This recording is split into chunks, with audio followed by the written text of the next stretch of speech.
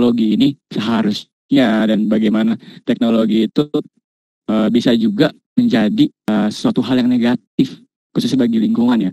Banyak sekali diskusi-diskusi seperti itu. Mungkin beberapa dari teman juga pernah membaca bukunya Saras Dewi ya, Ekofenomenologi, bagaimana dalam pemikirannya Martin Heidegger pun dia tidak menyukai teknologi ya, tapi untuk lebih dalamnya lagi dan lebih jauhnya lagi kita akan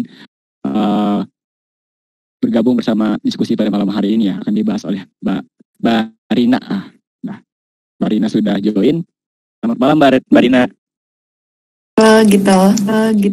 Ya, baik, langsung saja ini untuk waktu, layar, tempat, dan jaringan dipersilakan untuk Mbak Rina. Silakan Mbak. Oke, makasih ya gitu. Selamat malam teman-teman. Oke, kali ini kita akan berdiskusi mengenai teknologi dan perubahan iklim. Oke, jadi di sini kita akan berbicara mengenai relasionalitas antara teknologi dan perubahan iklim.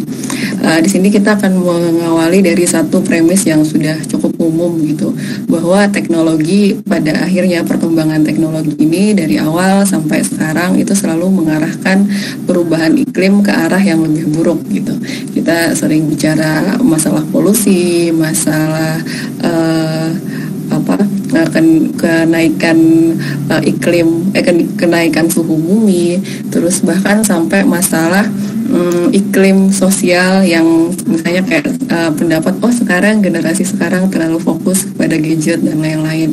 Jadi ada semacam satu premis utama yang menganggap bahwa ketika teknologi yang sebenarnya awalnya gitu kan itu diciptakan gitu dalam pandangan umum ya untuk memudahkan kehidupan manusia, dalam artian untuk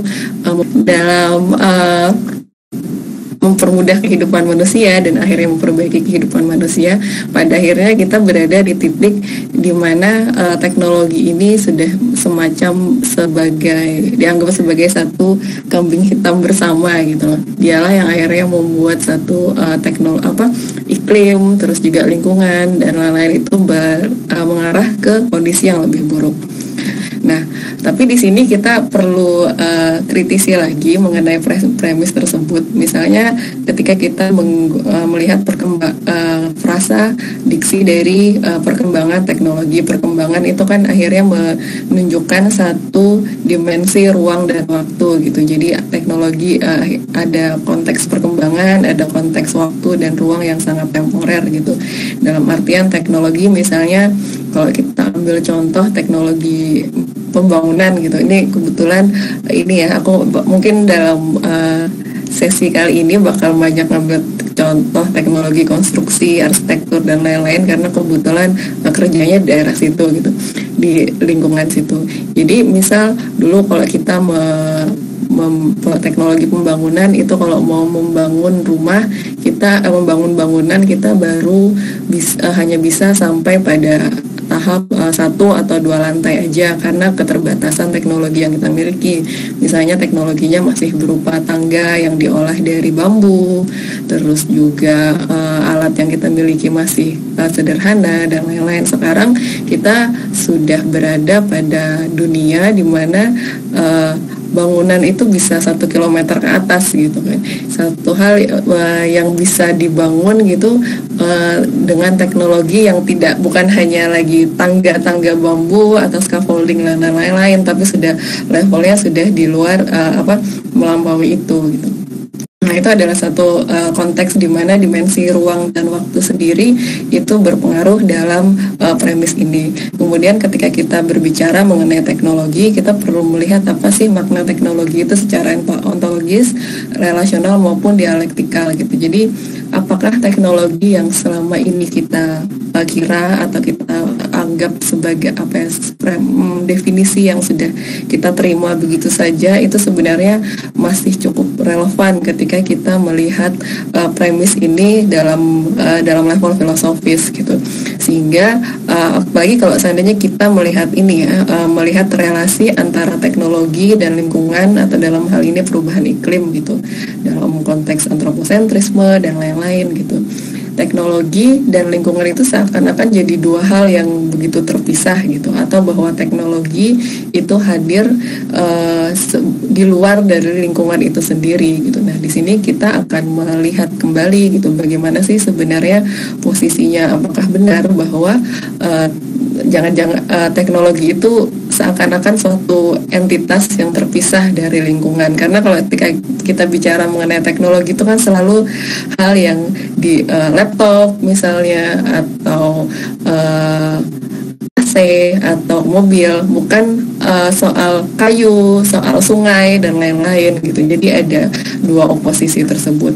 Dan ketika kita melihat konteksnya, di sini judulnya adalah perubahan iklim, kita juga perlu melihat konteks ruang dan waktunya gitu, bahwa iklim memang dari awal bumi ini ada, mungkin dari Genesis atau mungkin dari Big Bang itu selalu berubah gitu kan ya. Tidak pernah istilahnya tidak pernah sama gitu. Nah, ketika dalam konteks perubahan itu, dalam artian tidak ada satu state yang selalu tetap gitu. Kenapa kita seakan-akan sepakat gitu ya secara umum bahwa sekarang arah perubahan itu ke arah yang lebih buruk gitu. Apa sih yang menyebabkan atau perspektif apa yang membuat kita bisa melihat bahwa pandangan arahnya itu ke arah yang lebih buruk, mulai dari perhitungan objektifnya dan lain-lain begitu. Nah, untuk mengupas kembali dari premis tersebut, kita di sini aku dan dari teman-teman juga memakai jurnal mengenai ethical consideration of technology transfer. Di sini kita akan membahas mengenai apa itu teknologi dan juga bagaimana dua pandangan etis mengenai teknologi transfer itu tersendiri. Dua pandangan etis di sini adalah dua filosofisnya dari Kant dan juga Mill, Immanuel Kant dan juga Mill, utilitarianisme gitu. Dua perspektif tersebut gitu kan, dua filosofis tersebut seringnya dan dalam artikel ini pun juga dipandang cukup dalam atau cukup mengakar sebagai turning point dari prinsip-prinsip moral dan etis manusia secara keseluruhan gitu. Nah, pertama kita akan membahas mengenai apa itu sebenarnya teknologi gitu kan. Teknologi di sini pada dasarnya adalah sekelompok teknik baik secara intelektual maupun secara berwujud gitu kan, yang dibentuk dan diorkestrakan untuk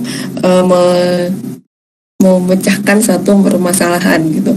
Atau bisa dibilang teknologi pada dasarnya adalah ketika satu perangkat, baik itu secara intelektual, baik secara material ataupun secara imaterial, itu bekerja menjadi satu untuk menjawab satu permasalahan tersendiri gitu. Misalnya ketika kita bilang handphone gitu kan, ya, handphone itu dibilang teknologi adalah teknologi ketika dia secara intelektual gitu kan, dan juga secara wujudnya ada kan ya, handphone wujudnya ada. Jadi misalnya ada mesinnya, ada perangkat kerasnya dan lain, ada layarnya, ada infrastrukturnya, ada jaringannya, dan itu termasuk dalam konteks teknologi yang berwujud. Sementara teknologi intelektualnya adalah di sini kita melihat konsep algoritma, terus juga ada konsep algoritma dan lain-lain gitu. Satu perangkat yang akhirnya membuat ketika teknologi berwujud itu digunakan, dia bisa berfungsi sebagaimana mestinya. Nah, teknologi itu dibagi menjadi dua tadi ya, teknologi intelektual dan juga teknologi yang berwujud. Tapi pada kenyataannya gitu, seiring berjalannya waktu, distingsi antara yang intelektual maupun yang berwujud itu semakin sulit gitu untuk dipisahkan. Karena pada kenyataannya mereka itu semakin lama semakin bercampur gitu.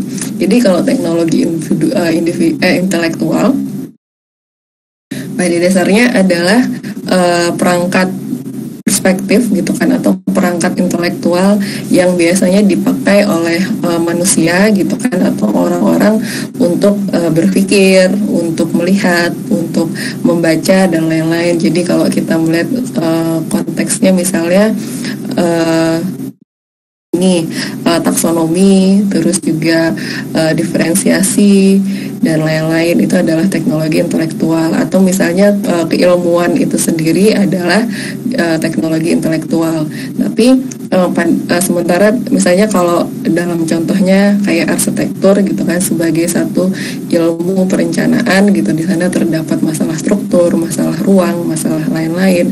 Ketika misalnya kalau kita ini ya, dalam konteks bahwa arsitektur adalah teknologi gitu, di sini bagaimana cara merancang ruang, bagaimana cara mendesain tampilan, suasana, terus juga menghitung struktur, terus membangun plumbing dan lain-lain, itu adalah teknologi intelektual. Kemudian ketika dia digunakan gitu kan secara berwujud, misalnya ketika mulai digambar, terus mulai diwujudkan gitu ya, mulai dibangun dan lain-lain, itu akhirnya menjadi satu teknologi yang berwujud. Nah, interaksi antara intelektual dan teknologi yang berwujud inilah yang akhirnya disebut sebagai teknologi secara keseluruhan. Pada ini seharusnya menurut jurnal ini gitu, antara teknologi intelektual maupun teknologi yang berwujud itu memiliki melewati proses dialektis gitu, karena ketika kita melihat teknologi intelektual sebagai perangkat kita untuk anggapannya melihat dunia dan akhirnya memaknai dunia dan akhirnya bagaimana memperlakukan dunia, akhirnya kan dia membentuk satu teknologi yang berwujud tersebut gitu. Anggapannya kalau rumah kita anggap sebagai satu teknologi, karena dia rumah itu kan terdapat sistem, terdapat bisa dibilang satu kumpulan perangkat atau infrastruktur yang bekerja untuk mencapai satu tujuan tertentu gitu. Jadi dalam secara etis seharusnya gitu kan, untuk mencapai satu titik teknologi yang optimal, baik secara perencanaan dalam konteks ini arsitekturnya sebagai satu teknologi yang intelektual, dia harusnya juga berinteraksi dan berdialektika dengan rumah yang akhirnya diwujudkan dari teknologi imaterial tersebut gitu. Tapi pada kenyataannya seringnya gitu hal itu tidak terjadi gitu. Nah, tapi sebelum ke sana kita akan memahami dulu bahwa terdapat ada perbedaan gitu ya antara teknologi dengan praktek teknologi. Jadi kalau teknologi perangkat satu siklus antara teknologi yang intelektual dengan yang berwujud itu ketika tersistemasi sehingga berjalan untuk mencapai satu tujuan. Praktek teknologi adalah ketika seseorang gitu kan, ataupun satu kelompok atau satu individu atau satu entitas apapun menggunakan teknologi tersebut secara partikular gitu. Pada awalnya, pada perkembangannya, teknologi itu sendiri terbentuk dan bermula dari praktek teknologi. Nah, misalnya ketika orang ingin bikin Gojek gitu kan, misalnya kita contohkan aplikasi online, ojek online itu diawali dari satu orang gitu, dalam satu praktek tertentu gitu kan, yang akhirnya disebut dengan praktek teknologi. Jadi bedanya Gojek sebagai praktek teknologi dengan Gojek sebagai teknologi adalah ketika misal satu engineer-nya gitu kan melakukan simulasi gitu kan, melakukan simulasi teknologi aplikasi ini, misalnya ini benar nggak sih, jadi kan biasanya sebelum aplikasi atau sebelum satu inovasi teknologi itu dilempar ke publik, itu pasti ada melewati prototipe, simulasi dan lain-lain. Nah, salah satu prosesnya misalnya sudah jadi nih, ada dummy-nya teknologi ini, misalnya si Gojek ini sudah ada dummy-nya, dia disimulasikan oleh para engineer gitu, terus kemudian dinilai dan dilihat dan lain-lain. Nah, simulasi sendiri sebagai satu teknologi intelektual gitu ya, maksudnya dalam konteks logika, dalam konteks perangkat intelektual, itu adalah sebagai teknologi intelektual. Terus juga versi dummy-nya itu tadi, dummy-nya itu misalnya contoh atau versi beta atau omega atau apa dari aplikasi itu kan yang berwujud gitu. Nah, itu ketika digunakan oleh ada satu entitas gitu untuk satu tujuan tertentu, dia menjadi satu praktek teknologi. Tapi dalam konteks secara keseluruhan gitu, ketika kita bicara Gojeknya secara keseluruhan gitu kan, baik dia dalam konteks digunakan oleh customer atau digunakan oleh engineer atau dianalisis oleh bagian analis dan lain-lain, itulah yang disebut dengan teknologi kayak gitu. Nah, pada prakteknya dari satu simulasi itu tadi gitu ya, misalnya si Gojek ini tadi itu kan dinilai ya oleh mereka, ada proses kuratorial sebelum akhirnya dilempar ke publik, ada proses kontrol dan lain-lain. Nah, proses ini kemudian dia digunakan diwujudkan dalam konteks paket teknologi gitu. Jadi paket teknologi itu adalah mekanisme di mana teknologi itu ditransfer gitu atau disebarkan sehingga dia menjadi satu unit yang bisa diakses oleh banyak orang gitu. Jadi dalam konteks misalnya Gojek ini, ketika Gojek satu sudah disetujui gitu kan dalam proses kurasi dan dalam proses development dan riset dan developmentnya, kemudian dilempar ke publik, digunakan oleh banyak orang gitu kan, bahkan hampir seluruh orang di Indonesia gitu kan, kemudian dia berkelindan dengan banyak infrastruktur dan lain-lain, itulah yang disebut dengan transfer teknologi kayak gitu. Jadi transfer teknologi pada dasarnya adalah ketika paket teknologi itu disebarkan dan akhirnya terjadi proses assessment itu. Jadi di sini artikel ini juga menandai bahwa ada satu proses kuratorial yang akhirnya menyebabkan membuat dalam satu praktek teknologi itu gitu kan sangat bias pada kenyataannya gitu kan. Jadi ada yang akhirnya membuat perspektif etika di sini sangat penting gitu dalam konteks teknologi, karena teknologi saja kan sebagai satu hal itu kadang tidak selalu berdampak pada manusia gitu, pada manusia atau masyarakat secara keseluruhan.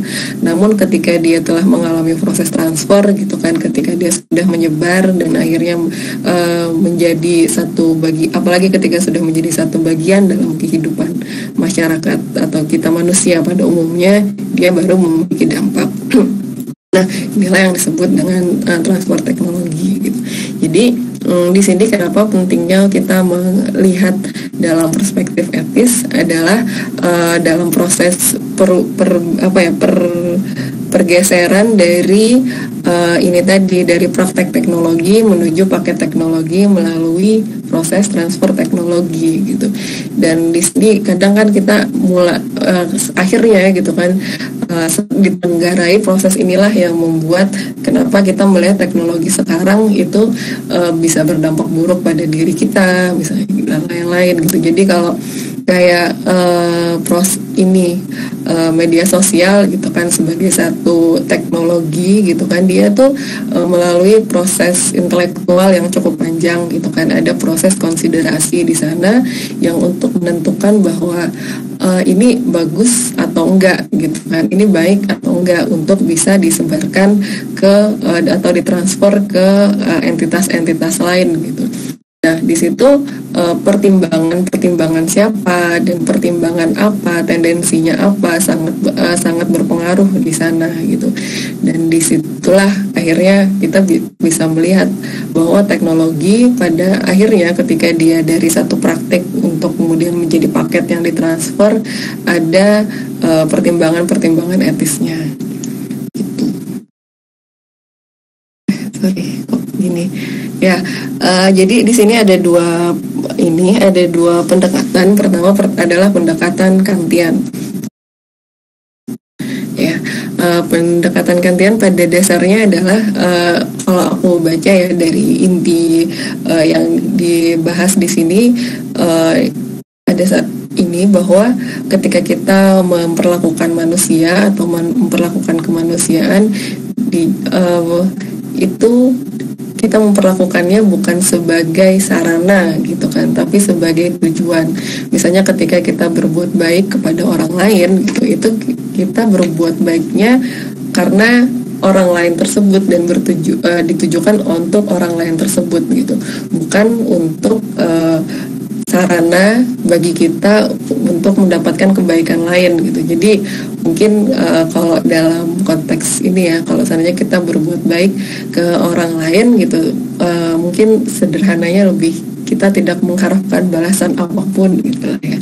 Atau misalnya ketika kita berbuat baik pada orang, yaitu just because karena kita itu kita anggap benar gitu, bukan karena ketika kita berbuat baik pada orang lain tersebut maka kita akan menjadi lebih baik, atau dalam konteks konsekuensi yang mendatanginya gitu, yang mengikutinya gitu.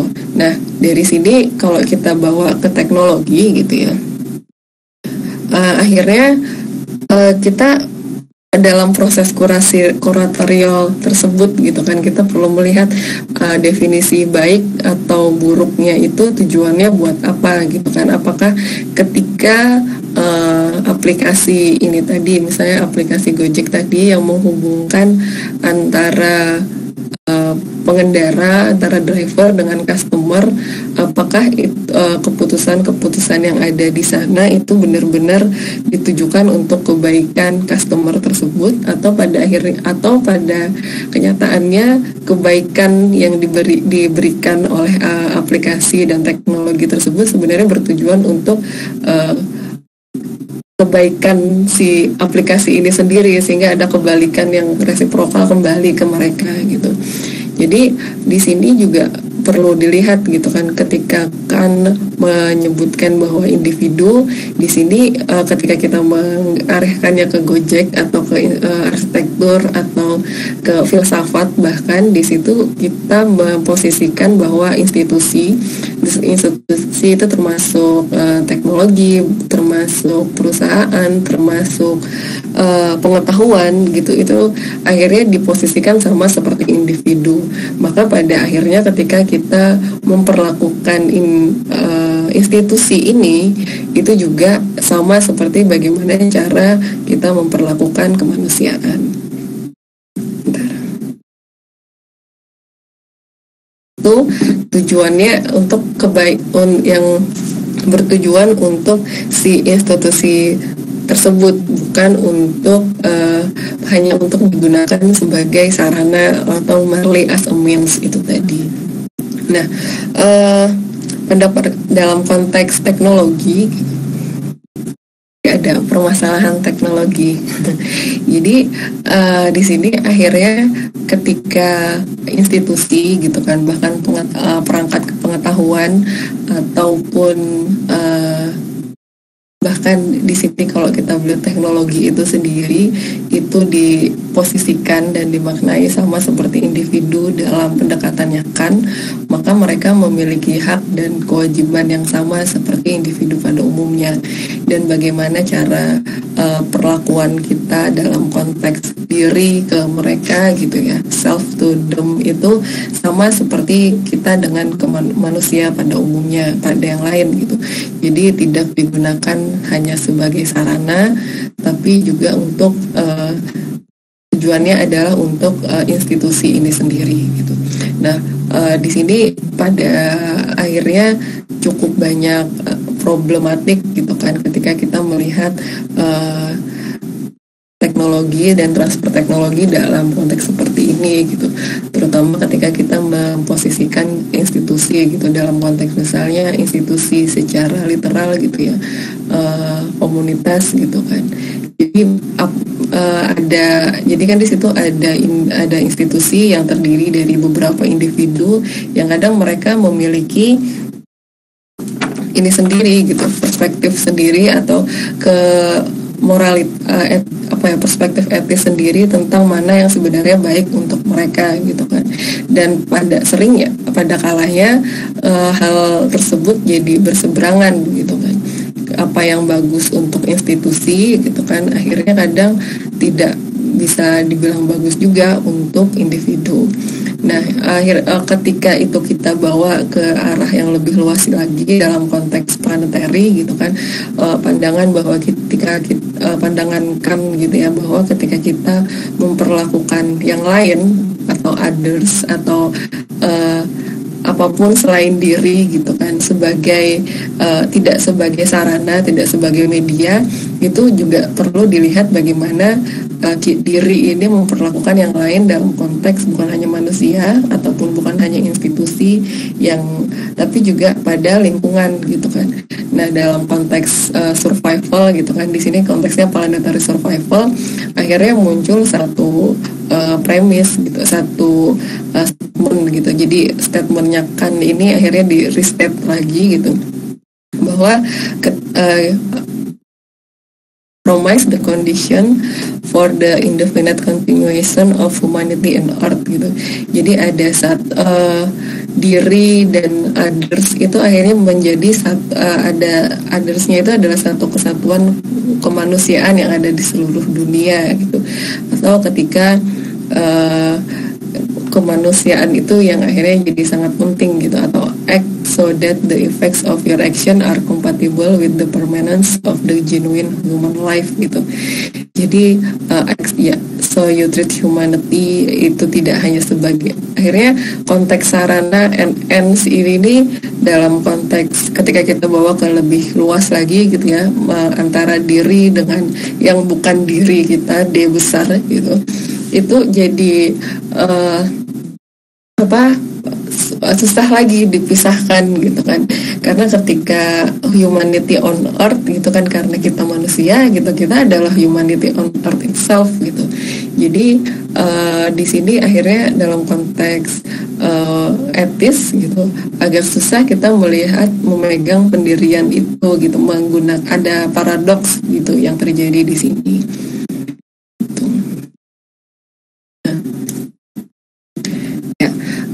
Akhirnya di sini kan bilang bahwa dalam konteks teknologi transfer, baik itu soal teknologi ataupun teknologi praktek teknologi ataupun paket teknologi, pendekatan Kantian ini berwujud kepada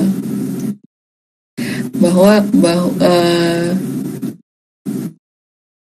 jadi goodwill itu akhirnya menjadi satu hal yang berguna dan jadi satu moral aset gitu, aset moral gitu, jadi semacam motivasi gitulah ya untuk dalam distribusi pengetahuan itu sendiri, dan akhirnya dalam distribusi teknologi ketika pengetahuan adalah teknologi gitu.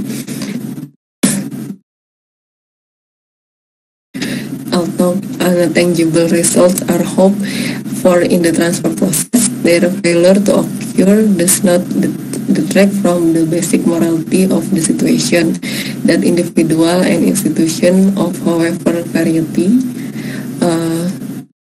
with goodwill and treat each other as ends and not merely as means. On the other hand, can view also accords with one's intuitive feeling that if technological package is foisted on a developing country, surely on the basis of the profit motive for the developer, and the action is morally questionable despite beneficial result. Jadi di sini akhirnya pendekatan ini sendiri gitu kan, pendekatan kan sendiri itu ada bias-bias baik dan buruknya dari si pemegang ini sendiri ya, pemegang teknologi yang untuk mentransferkannya. Dalam konteks ini kita melihat bahwa teknologi itu kebanyakan terjadi di belahan bumi sebelah utara gitu kan, atau di more developed countries gitu. Baru ketika sudah di-develop di sana, sudah jadi di sana, dan dalam proses kuratorial, konteks sosial dan ekologi bahkan, dan konteks hidup utara gitu, baru dia ditransfer ke selatan gitu. Jadi apa yang ditransfer ke selatan seringnya adalah apa yang dianggap baik oleh yang ada di utara gitu. Jadi kayak proses-proses kuratorial itu tadi gitu. Jadi sekalipun memang tanpa disadari mungkin dari developer di utara, di global north itu tadi menganggap bahwa ini transfer teknologi ke daerah selatan itu memang bertujuan untuk daerah selatan. Pada akhirnya terdapat satu bias gitu kan, bahwa yang bagus itu seperti apa gitu. Dan kemudian kan kalau kita telusuri lagi lebih panjang lagi kan kita bisa lihat dalam konteks postkolonial dan lain-lain kayak gitu. Dan apalagi ketika di sini dalam artikel ini disebutkan bahwa technological package is based on purely on the basis of profit motive gitu. Apalagi ketika kita lihat bahwa sudah ada masuk konteks akumulasi profit yang ada di sana gitu. Agak sulit melihatnya dalam perspektif Kantian gitu. Ya karena apa yang bagus atau apa yang enggak itu kan susah gitu. Jadi kalau misal kalau kita kembali ke arsitektur tadi gitu ya. Arsitektur sendiri kan sebagai satu ilmu pengetahuan gitu kan, sebagai teknologi intelektual dia itu berasal dari barat gitu. Tapi bukan berarti bahwa karena arsitektur ada dari barat gitu kita orang-orang di Indonesia misalnya nggak bisa bangun rumah, nggak juga gitu kan. Ada satu proses kita sudah ada proses membangun itu tetap ada gitu. Tapi ketika sebagai satu ilmu pengetahuan gitu kan yang bernama arsitektur, archi dan tekton gitu, itu berasal dari barat gitu kan, yang dibawa kalau dalam sejarah Indonesia sih dibawanya kan dalam proses kolonisasi gitu oleh Belanda. Jadi kenapa kalau kita lihat arsitektur kolonial Belanda itu cukup mendapat tempat yang cukup signifikan gitu ya dalam konteks Indonesia. Nah, ketika arsitektur itu sebagai perangkat pengetahuan gitu kan dia datang, itu tentunya dia membawa perspektif barat gitu, sehingga dalam konteks perencanaan, dalam konteks kita membangun, apalagi sekarang kan dalam perkembangannya, misalnya kita melihat arsitektur sebagai teknologi, perkembangannya kan sudah cukup masif dan sudah cukup saling berkait kelindan gitu dengan kehidupan kita. Akhirnya di situ perspektif pandangan mengenai membangun yang baik pun adalah pembangun yang baik dari awal mulanya dari perspektif barat kayak gitu. Jadi kalau dilihat gitu ya, satu hal yang signifikan gitu kalau dampak perbedaannya gitu ya dari antara arsitektur yang dari barat itu adalah ada satu proses perencanaan gitu yang akhirnya pada akhirnya itu adalah ilmuwan arsitektur sendiri gitu. Proses perencanaan yang terjadi dalam satu diri satu orang gitu kan, yang akhirnya itu bisa mengisikan satu ruang yang baru lagi gitu. Jadi kalau agak sedikit geser gitu ya, kalau kita lihat dalam ininya Lefebvre gitu kan, dalam konteks produksi ruang Lefebvre gitu kan, jadi ada lived space, terus juga ada conceive space. Lived space itu adalah ruang yang benar-benar kita hidupi gitu, ruang yang selama ini kita hidupi, sementara conceive space itu adalah ruang yang bisa dibilang kita pikirkan gitu kan. Dalam hal ini pada akhirnya adalah perencana atau arsitek pikirkan. Nah, keilmuan arsitektur itu adalah adalah ini teknologinya melakukan perencanaan di luar ruang yang dimaksud gitu. Sementara kalau jadi ada menghasilkan satu aktivitas tertentu gitu sendiri yang gimana ya ininya, yang di luar, perbedaannya di sana gitu, yang di luar ruangnya gitu. Sementara kalau dalam konteks sejarah di arsitektur, dalam konteks pembangunan sebelum yang mungkin bisa dilihat sebelum datangnya arsitektur di Indonesia, proses membangun itu tuh saling terkait gitu kan, dan proses perencanaan dan proses membangun itu terjadi dalam satu ruang yang sama gitu. Jadi kalau ketika ketika tidak ada proses, bisa dibilang gitu hampir tidak ada proses mendesain yang di dalam ruangan sendiri, misalnya di studio, terus di laptop, terus dipikirkan dulu seperti apa. Jadi ada satu kompartementasi gitu, satu proses yang solitude yang terpisah dengan the actual space itself gitu.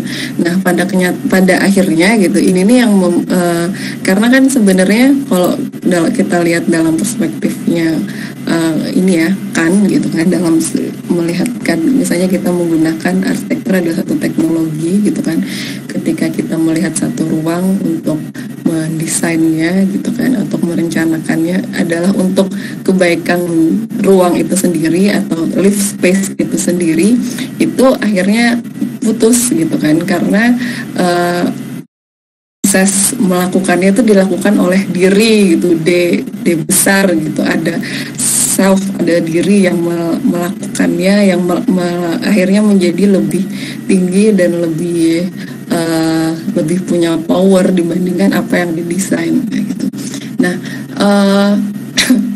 hal itu ketika sudah ditransfer gitu ya, arsitektur sebagai teknologi itu sudah ditransfer kemana-mana, akhirnya kita sering melihat dampaknya kan ya pada sekarang ini gitu. Kalau kita misalnya siapa sih yang punya kekuasaan untuk mendesain atau untuk merencanakan gitu, misalnya kayak pemindahan ibu kota gitu ya, dari Jakarta ke Pasir gitu kan, terus jadi ibu kota negara baru gitu.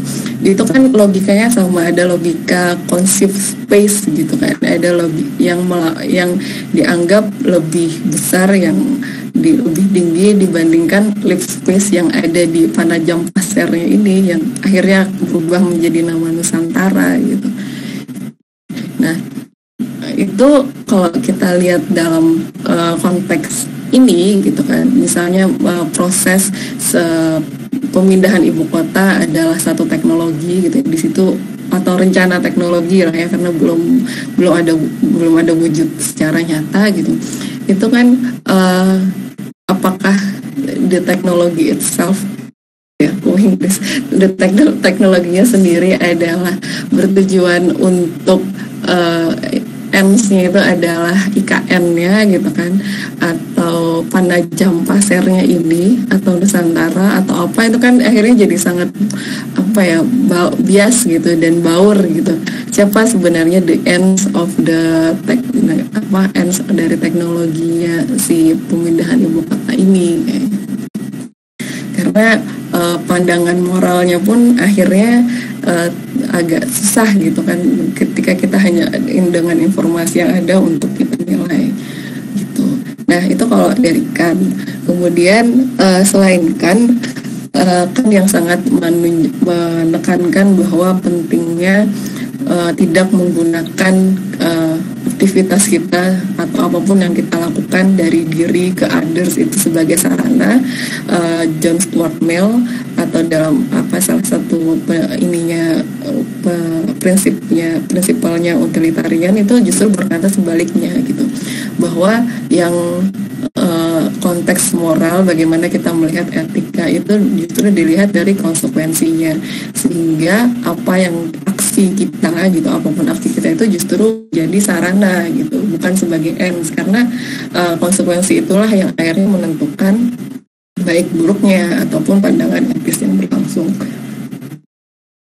Di sini disebutkan bahwa the utilitarian position focus on result of consequences, striving as it does for the maximum amount of happiness for the most number of people gitu. Di sini yang kita tahu gitu kan, udah cukup sering sepertinya yang udah dibahas soal John Stuart Mill gitu, utilitarian, bahwa tujuannya adalah semakin besar kebahagiaan kepada semakin banyak manusia gitu, semakin besar number of people seperti itu.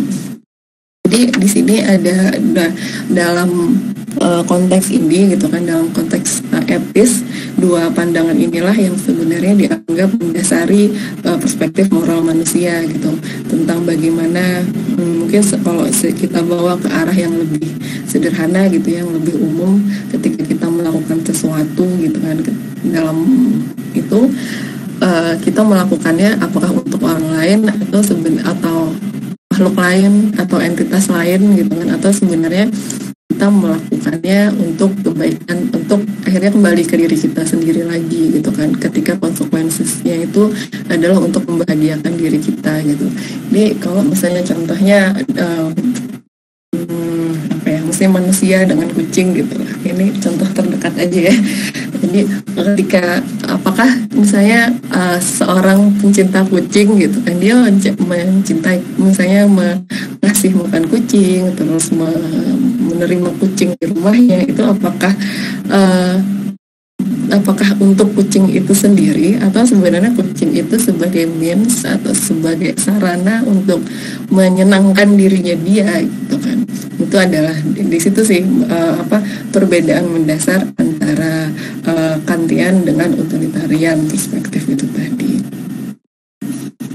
Nah, di sini kan ada ini ya, kalau menurut Mill tuh lebih baik menjadi manusia yang tidak puas daripada menjadi hewan yang puas gitu. Jadi ada satu dimensi kepuasan dan dimensi kebahagiaan itu tadi yang sangat penting gitu, yang dianggap sampai sejauh ini dianggap bahwa hanya manusia lah gitu kan yang bisa mendefinisikan, bukan hanya merasakan ya, tapi akhirnya mendefinisikan dan juga memaknai kebahagiaan itu sendiri, karena kebahagiaan atau happiness itu tadi kan cukup penting gitu dalam perspektifnya Mill. Dalam konteks utilitarianisme juga di sini ada ini kan, akhirnya distingsi dari pleasure itu sendiri dalam konteks kualitas gitu, bahwa akhirnya ada proses, kembali lagi proses kuratorial mengenai pleasure gitu, atau kebahagiaan. Apakah bahagia karena makan, atau bahagia karena menang lomba, atau bahagia karena revolusi, atau bahagia karena apapun, itu sama kualitasnya gitu, dan bagaimana cara menghitungnya gitu, itu cukup sering dibahas di sini gitu. Dan itu menjadi poin atau topik yang cukup sering dibahas dalam diskursus utilitarianisme. Jadi ada 5 poin yang cukup penting, yaitu selain distingsi dari kebahagiaan itu juga ada tambahan dari keuntungan dan juga keuntungan dan kekurangan gitu kan, itu bahwa itu sudah ketika kita lebih bahagia itu kadang itu juga berdampak pada penambahan yang kita alami gitu. Kemudian juga karena kan di sini ada proses ada dimensi konsekuensi yang terjadi di kemudian hari gitu. Jadi ada proses ruang waktu yang temporal di sana gitu, yang perlu diperhitungkan ketika kita melihat dimensi etis dari konteks dalam pandangan utilitarian. Kemudian juga bahwa general happiness is good to every individual, bahwa kebahagiaan yang umum itu bagus untuk semua orang, dan juga kebahagiaan ini perlu didistribusikan gitu, atau keuntungan ini perlu didistribusikan. Ya, kita di sih dalam banyak occasion gitu kan, dalam banyak situasi gitu kan, pressure itu kadang juga datang bersamaan dengan penambahan dari rasa sakit itu sendiri gitu.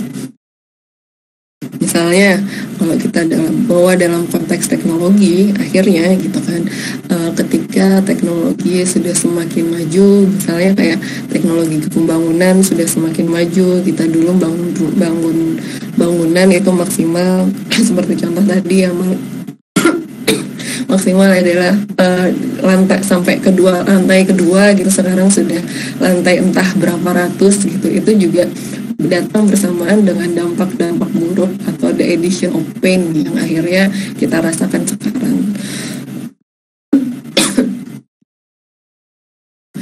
as when the successful implementation of automated system is enhanced by number and degree of difficulties overcome, such as low availability capital, language barrier, unstable government, low prestige of information professional, lack of trained personnel, dan poor existing information infrastructure. Jadi kalau misalnya ini kita bawa ke konteks Gojek gitu kan, dia sekalipun membawa kesenangan gitu kan untuk banyak orang atau kemudahan, bawa pleasure gitu kan, kita jadi lebih mudah untuk terhubung ke merchant atau terhubung ke akses transportasi, tapi dia juga membawa additional pain gitu kan. Misalnya kayak handphone kita sederhana gitu ya, handphone kita dulu kalau seandainya nggak ada Gojek mungkin lebih lancar gitu kan, nggak sering lemot dan lain-lain. Nah itu contoh paling banal kayak gitu. Jadi itu soal additional pain. Kemudian juga yang kedua adalah soal predictive knowledge. Jadi karena utilitarianisme ini bergantung pada konsekuensinya, dan konsekuensi itu kan datangnya kemudian. Jadi kita memerlukan satu pengetahuan yang bisa memprediksi gitu kan, untuk melihat dampak dari tindakan-tindakan kita yang baru akan diambil mungkin gitu kan. Jadi kalau misalnya kita melihat, kita bawa misalnya kayak contoh ibu kota negara baru tadi gitu kan ya, dalam konteks AMDAL sementara dan lain-lain gitu, menganggap bahwa itu akan membawa kebaikan gitu kan, ada satu predictive knowledge, walaupun ya mungkin nggak predictive knowledge juga ya, mungkin masalah birokrasi aja, tapi kita anggap begitu. Ada satu logika bahwa ketika kita memindahkan ibu kota dari Jakarta ke Nusantara itu akan membawa kebaikan yang lebih besar gitu kan, atau membawa kebahagiaan yang lebih besar gitu. Nah ini predictive knowledge apa aja yang akhirnya dipakai gitu kan, itu salah satu bentuk dari teknologi predictive knowledge-nya sendiri adalah teknologi-teknologi yang sudah ditransfer gitu kan, dari lewat modernisme dan lain-lain gitu, bukan lewat kolonialisme dan lewat infrastruktur pembangunan dan lain sebagainya. Jadi hal yang problematik lagi gitu kan dari utilitarianisme adalah untuk kita melihat konsekuensinya yang sangat penting, pertimbangannya sebelum kita mengambil pertimbangan untuk memutuskan pertimbangan etis. Predictive knowledge-nya itu sendiri sudah bias gitu dalam konteks kuratorial teknologi transfer itu sendiri. Selanjutnya ini ada kritik lagi dari Ellul gitu, bahwa pada akhirnya gitu kan, kultur kontemporer sekarang itu sudah sangat di-force dan sangat di-endorse gitu. Kita sudah sangat dipaksakan untuk melihat dunia dan akhirnya memaknai dunia dalam konteks yang sangat totalitarian gitu.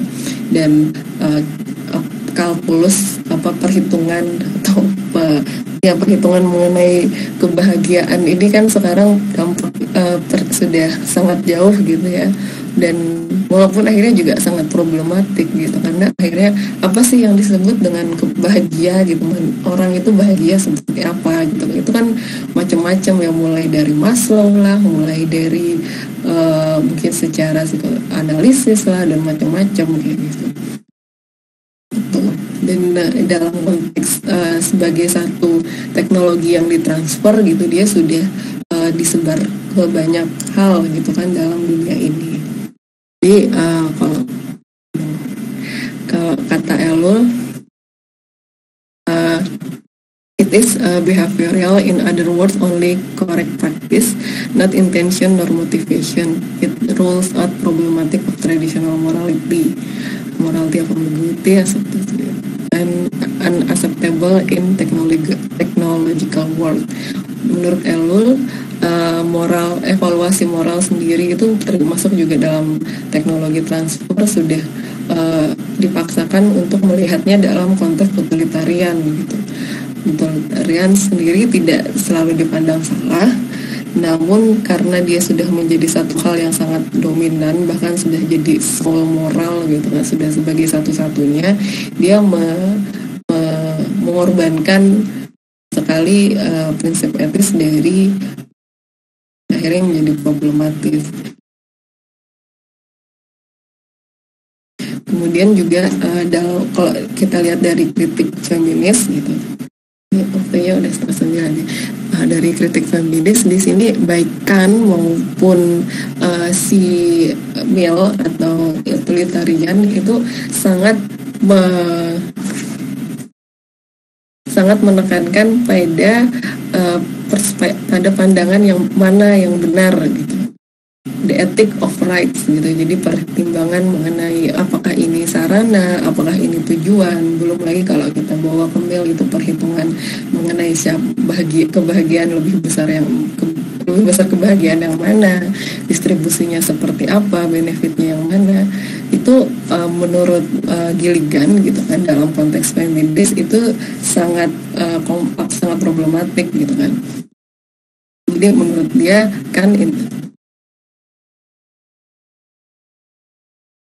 ya, menurut dia bagi sementara perspektif perempuan sendiri yang penting itu adalah the ethic of care gitu, yang mana yang care dan responsibility gitu, bukan dalam konteks yang benar seperti apa, tapi lebih dalam konteks responsibility kita gitu kan, dalam melihat gitu. Dan juga ada tendensi ini sih, maksudnya tendensi peduli gitu.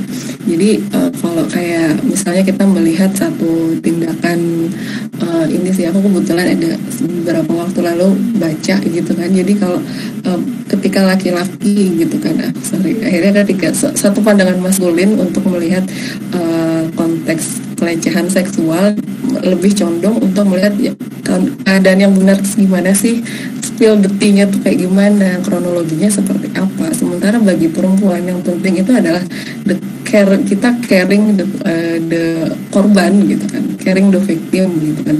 Makanya pandangannya langsung berdiri bersama victim gitu. Walaupun dalam konteks liberalisme akhirnya itu cukup problematik gitu, tapi sebenarnya kalau kita lihat dalam area perspektif feminis yang lebih luas lagi, makna korban sendiri itu kan luas ya, tidak hanya tidak hanya terdistingsi antara pelaku sama korban gitu kan, tapi lebih ke kepedulian dulu gitu yang diutamakan, apa yang terjadi dan bagaimana akhirnya pertanggungjawaban kita sebagai bagian dari masyarakat gitu, bagian dari organisasi manusia itu sendiri.